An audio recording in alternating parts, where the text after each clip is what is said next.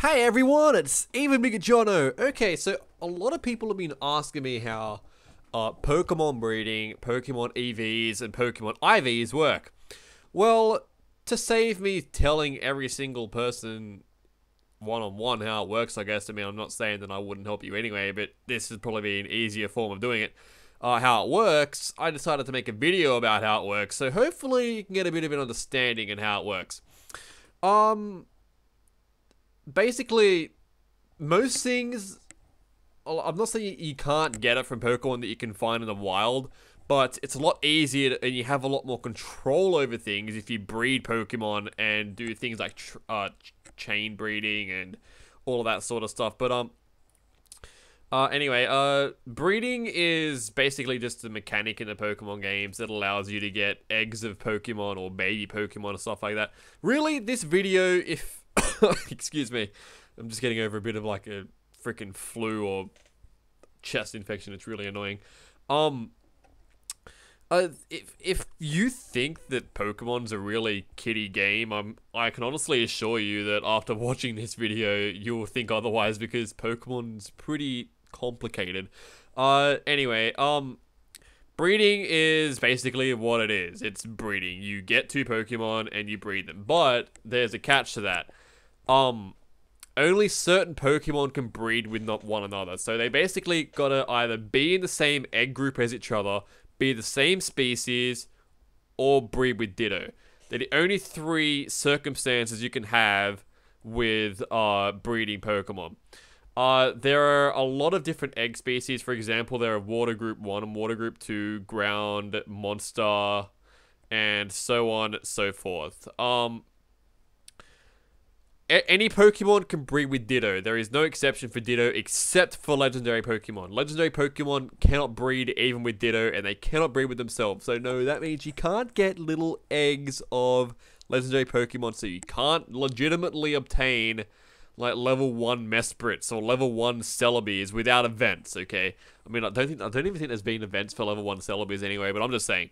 But anyway, when you breed a Pokemon, so say for example, I have a male Muck and a female, what else goes into Muck's egg group? Female Gengar. Okay, so I have a male Muck and a female Gengar. And just for the sake of it, let's say that my female Gengar has the move Shadow Ball, Substitute, Toxic, and Pain Split. It's a pretty terrible moveset, but whatever. And my male Muck has Shadow Sneak, Sludge Bomb, Acid Armor, and Toxic as well, I guess. Whatever. So anyway, the TM moves and the HM moves that the male knows will pass on to the female and onto the egg. Well, onto the egg, not the female.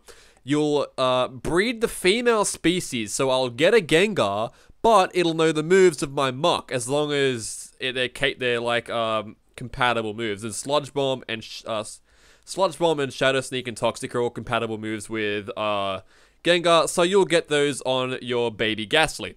That's how you pass down moves. That is just a general example. You can do other kind of moves with different Pokemon as well. Like, for example, you can pass down, like, I don't know, like Agility. Oh, not... Well, I guess you can pass down moves like Agility as well.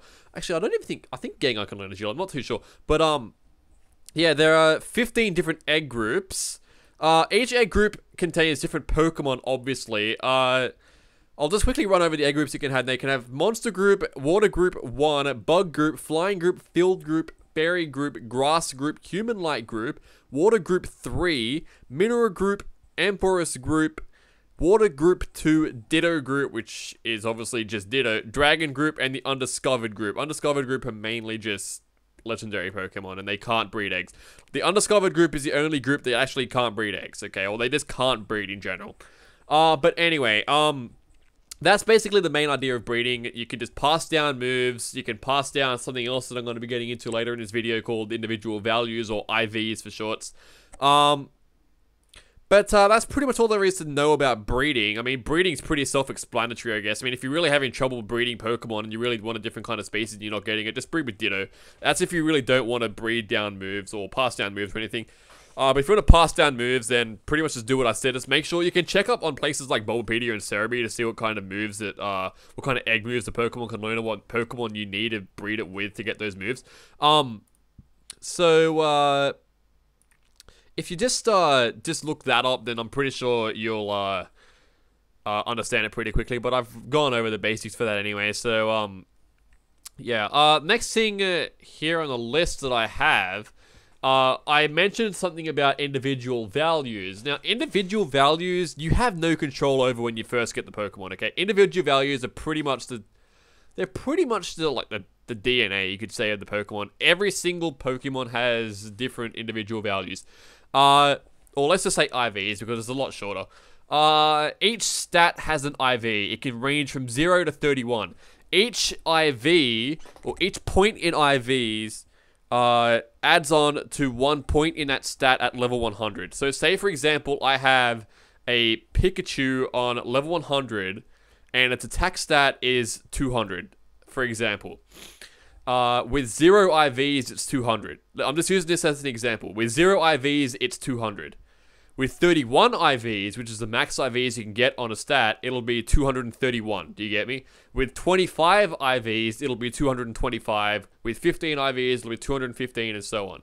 That is how IVs influence a stat. That goes for every single stat, and that's pretty much just how IVs work. IVs, you can somewhat have some kind of control over it when you're breeding Pokemon. Again, this is where chain breeding comes into play. Excuse me. Oh god. Passing down IVs is, I guess you could say, difficult, but once you get the concept of it, it's actually kind of easy. Each generation just kind of works like differently. But the main idea of it now is the exact same, like, well, current generation, Generation 5, Pokemon Black and White 2.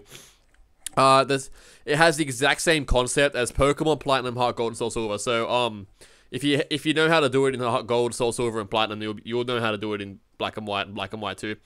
The egg Pokemon will inherit 3 IVs from the 3 separate stats of IVs from the parents. So, it can be like, as the example, it can be attack, defense, and special attack. It'll inherit 3 completely random IVs. The other IVs will be random as well, generated by the game. It also, it depends if the parent is also holding an EV item as well. So say, for example, it's holding like a power band, then it'll get a high IV for that stat. And if it's holding like a power anklet, it'll get a high speed IV, and so on and so forth. Well, if it's holding a power weight, actually, it'll get a really high HP IV as well. But yeah, as you can see, that's how you can influence IVs on the baby Pokemon as well by making the parents hold EV value or EV items like that. EVs I'll get into in a minute. So yeah, IVs aren't very hard to understand. I don't really know why people have so much trouble understanding IVs. They're honestly probably easier to do than EVs, to be totally honest. I mean, all they do is just influence the stats. They're the exact same as the EVs, except EVs you do through training and IVs is through breeding. It's really weird. But that's how IVs work. And that is basically how IVs influence the stats. What are EVs? EVs are called effort values. You get effort values by battling Pokemon, whether they're a trainer Pokemon or a wild Pokemon. Each Pokemon gives off effort values. Effort values also influence what your stats are on level 100. You can get up to 255 EVs per stat on a Pokemon, but each Pokemon can only have up to 510 effort values on it. Obviously, 510 isn't divisible by 4. Each stat goes up by 1 point for every 4 effort values you earn. So say, for example, I want to have a physically attacking Tyranitar, right? And I want it to have 252 effort values in attack and 252 effort values in speed. So I'd make it fight because Patrat gives off 1 effort value in attack.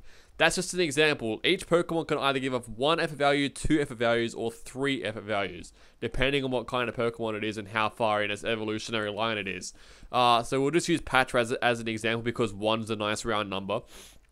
If I want to get 252 effort values in my attack stat, then I'd have to fight 252 Patrats to get 252 effort values. But they have made it a lot easier in Pokemon Black and White 2 to get effort values with the inclusion of the feathers you can find on Driftveil Bridge. Those feathers will also give you 1 effort value for each stat that it says it raises. And you can also get 10 effort values per vitamin that you give your Pokemon. So a protein will actually give your Pokemon 10 effort values in attack, just like that. Each Pokemon can have up to 10 vitamins given to it in each stat, so there's already 100 effort values right there. But I recommend that you give the Pokemon the vitamins while it's on level 1. Don't get into the training and then give it the vitamins. Give it the vitamins first and then get into the training, because trust me, it's a lot easier. So if you give it, say for example, 10 proteins, then that's already 100 effort values. So you only really got to battle a further 152 Patrats. But there is also another concept to EV training as well, which is probably why people think is really confusing. Those EV items that I mentioned, they actually double the amount of EVs you can get from battling a Pokemon. So if I gave my my Tyranitar like an EV enhancing item for attack, it'll, instead of getting 1 effort value, it'll be getting 2 effort values in attack. And if it's holding the rare virus called a Pokerus, which is a very, very rare chance of coming across, it's honestly rarer than a shiny Pokemon, it'll double that again. So you can essentially get 4 effort values from a Patrat from just holding a power bracelet and a and having the Pokerus on your Pokemon. You'll get 4 effort values. Now remember, every 4 effort values that you gain in training your Pokemon, you'll get 1 stat in that, you'll get 1 point in that stat at level 100. You'll probably notice, in the earlier games, I don't think that you don't really notice it that much in Pokemon Black and White 2, or at least I haven't anyway. It's a lot more evenly spread in Black and White 2, but in early games, particularly Generation 4, you'll notice that when you're EV training your Pokemon, like say for example, somehow manage to give your Pokemon 60 or 70 effort values before it levels up, you'll notice that that stat level goes up by like 20 points. They didn't really do that in Black and White 2 or Black and White and Black and White 2. They mainly evened it out, so you don't have like this really overpowered Pokemon at level 40 and just sweep the entire game. That's the main reason why they did that. But in earlier games, you actually could have this ridiculously powerful Pokemon at like level 45 or something, just destroy the entire game. But that's if you had the patience to actually EV train your Pokemon while you were playing the game on its first run or just through the main story. But yeah, that's basically the main concept of EV training. There are also other ways you can do it in the in Joint Avenue in Black and White 2, but I honestly haven't really researched it all that much. I honestly prefer to just stick to the classic method of EV training because it's a lot easier to understand. You don't really need to do too much. It's just battling a bunch of Pokemon. The exact same thing works for every single stat. You just gotta, again, look up on Bulbapedia what Pokemon gives out what certain IVs. Cerebi is also really good for giving you tips on where you can find Pokemon for certain EVs, sorry, my bad. EVs in certain areas. So say for example, if you really want HP EVs, Stunfisk actually gives off 2 EVs in HP, and they're pretty common on Route 8, I think, in Unova. So yeah, so if you really want a Pokemon that's really strong in HP, then go for it. That's pretty much how they work and how you can get them. So basically, in summary, Pokemon's a very in-depth game. I've been competitive battling in Pokemon since Diamond and Pearl. I used to battle with friends a lot, like obviously throughout the years. I mainly started getting right into like breeding and stuff like that in Fire Red and Leaf Green and Emerald. That was back in 2004 and 2005, but I didn't really understand the concept of VVs and IVs back then, so I didn't really bother with them.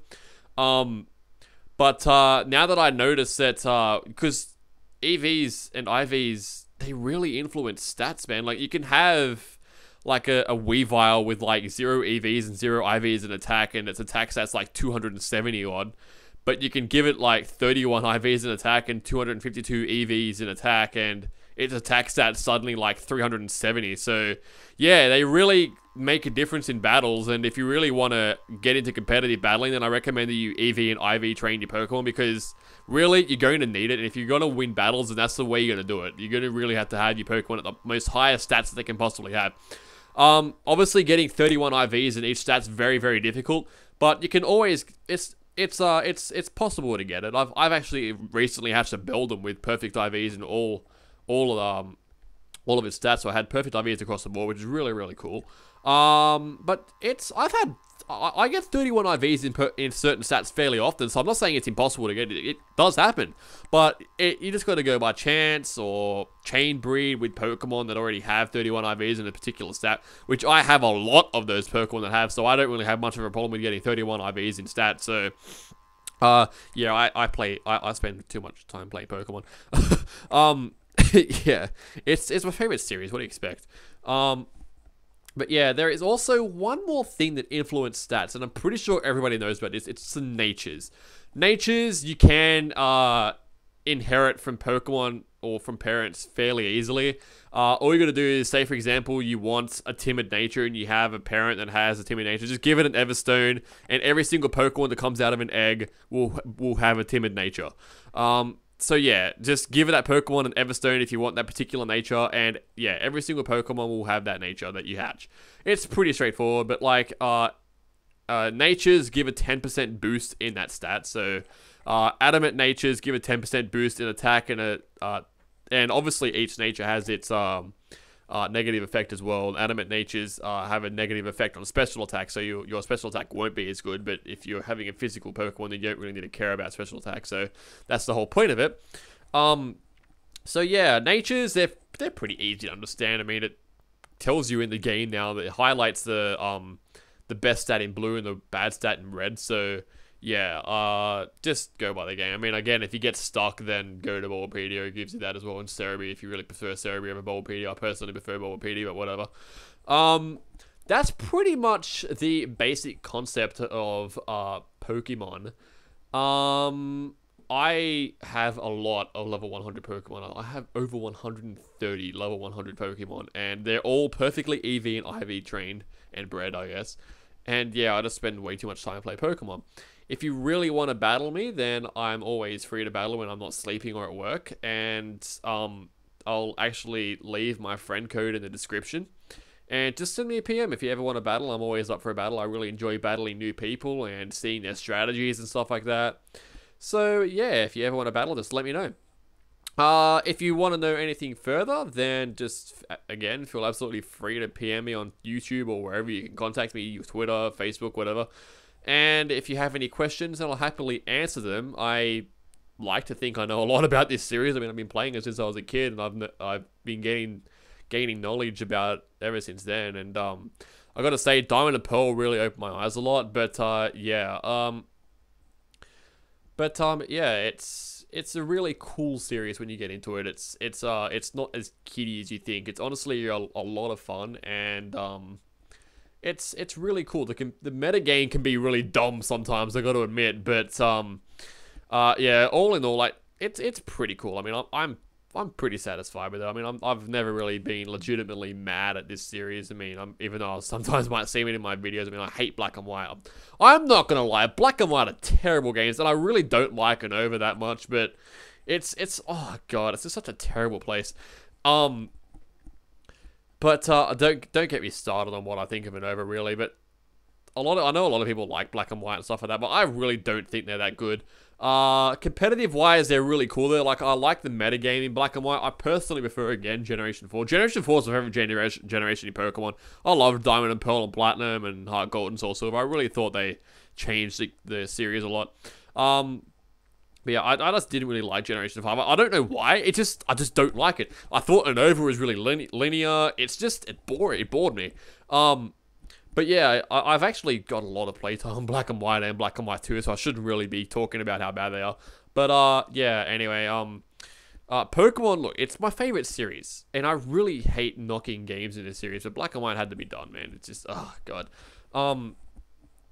But yeah, so if you have any questions, either feel free to comment or PM me or whatever.